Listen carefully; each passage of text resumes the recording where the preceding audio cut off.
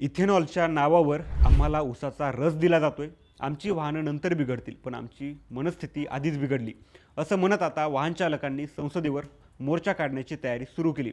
E20 पेट्रोलमुळे mileage कमी होतोय, इंजिनमध्ये बिघाड होतोय आणि देखभालीचा खर्च वाढतोय, अशा चालकांच्या तक्रारी आहेत. याच तक्रारींमुळे Delhi taxi and tourist transport and tour operators असोसिएशननं 4 ऑगस्टला संसदेवर मोर्चा काढण्याची घोषणा केली. पण वाहन चालकांचं नेमकं काय म्हणणं आहे? वाहन चालकांच्या मोर्चामुळं मोदी सरकारच्या अडचणी कशा वाढल्यात आणि E20 विरोधातील आंदोलनामुळं नितीन गडकरींचा दुसरा धर्मेंद्र प्रधान होणार का, जाणून घेऊ या व्हिडिओच्या माध्यमातून. नमस्कार, मी संतोष, तुम्ही पाहताय थोडक्यात. एप्रिल 2026 पासून देशभरात विकल्या जाणाऱ्या पेट्रोलमध्ये 20% इथेनॉल अनिवार्य करण्यात आलं. 20% इथेनॉल मिश्रित पेट्रोलमुळं परदेशातून मागवल्या जाणाऱ्या कच्च्या तेलाची आयात कमी होईल, शेतकऱ्यांचं उत्पन्न वाढेल, प्रदूषण घटेल आणि देशाची ऊर्जा सुरक्षा वाढेल, असं केंद्र सरकारचं म्हणणं होतं. पण आता E20 पेट्रोलमुळं मायलेज घटत असून वाहनांचं नुकसान होतंय, असं वाहन चालकांचा दावा आहे.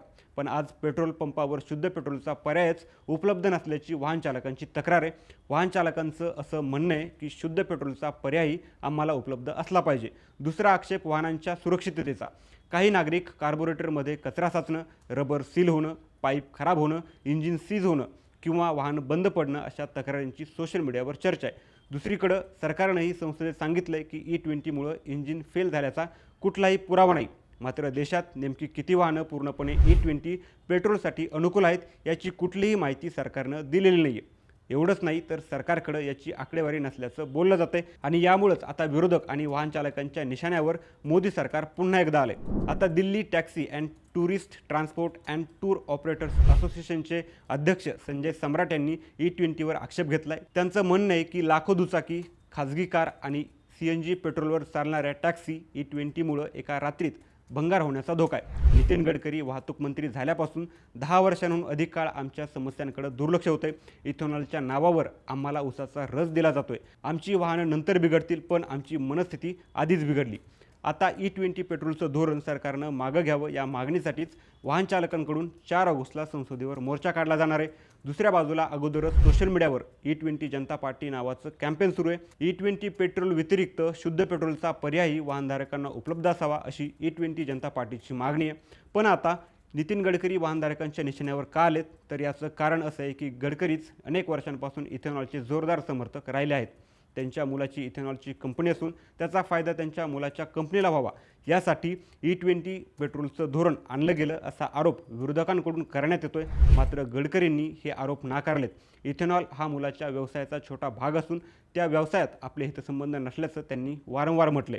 तसंच या धोरणातून आपल्याला किंवा कुटुंबाला आर्थिक फायदा झाल्याचे जे दावे केले जात आहेत ते खोटे आणि बदनामीकारक असल्याचं त्यांनी म्हटले. आता 4 ऑगस्टचा मोर्चा मोदी सरकारसाठी अडचणीचा ठरण्याची 3 प्रमुख कारण आहेत. पहिलं कारण म्हणजे हा मुद्दा थेट कोट्यवधी वाहन चालकांच्या रोजच्या खर्चाशी जोडला गेला आहे. दुसरं म्हणजे CGPच्या आंदोलनानंतर जनतेच्या दबावामुळे केंद्रीय मंत्र्यांचा राजीनामा झाल्याचं उदाहरण आंदोलकांसमोर आहे. आणि तिसरं म्हणजे सरकारच्या सुरक्षिततेच्या दाव्यांसमोर ग्राहकांच्या निवडीचा अधिकार. वाहनांसाठी E20 पेट्रोल अनुकूल आहे का, हा प्रश्न निर्माण झाल्यामुळं दिल्लीत वाहन चालकांचा निघणारा मोर्चा केवळ दिल्लीतल्या वाहन चालकांपुरता मर्यादित राहणार नाही, तर देशव्यापी आंदोलन बनल्यास भाजपच्या अडचणी वाढू शकतात.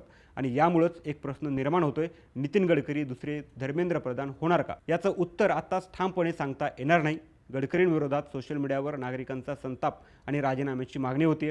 यात भर म्हणून काँग्रेसचे प्रदेशाध्यक्ष हर्षवर्धन सपकाळ यांनी इथेनॉल मिश्रित इंधनामुळे लोकांच्या वाहनांचं नुकसान होत असल्याचं म्हटले. त्यांनी याला इथेनॉल घोटाळा म्हणून नितीन गडकरी यांच्या राजीनाम्याची मागणी केली. रविवारी माध्यमांशी बोलताना हर्षवर्धन सपकाळ म्हणाले की नीट घोटाळ्यातील मुख्य आरोपी धर्मेंद्र प्रधान यांच्या राजीनाम्यानंतर आता टोलकरी गडकरी यांचा राजीनामा झाला पाहिजे. सर्वसामान्यांच्या गाड्यांमध्ये इथेनॉलयुक्त पेट्रोल देत असताना गाड्यांची एका बाजूला वाट लावली, तर दुसरीकडं इथेनॉल निर्माण करणाऱ्या कंपनीनं वारेमाप पैसा कमवला. बरं, एवढं बोलूनच ते थांबले नाहीत, तर ते पुढं म्हणाले की एकीकडं हा भ्रष्टाचार आहे, तर दुसरीकडं नागरिकांचा छळ आहे. त्यामुळं देशामध्ये इथेनॉलच्या अनुषंगानं एक मोठा घोटाळा झाला आहे. हे एक इथेनॉल कांड आहे आणि या इथेनॉलचं कांड करणारा दुसरा तिसरा कोणी नसून मोदी सरकारमधीलच एक मंत्री आहे.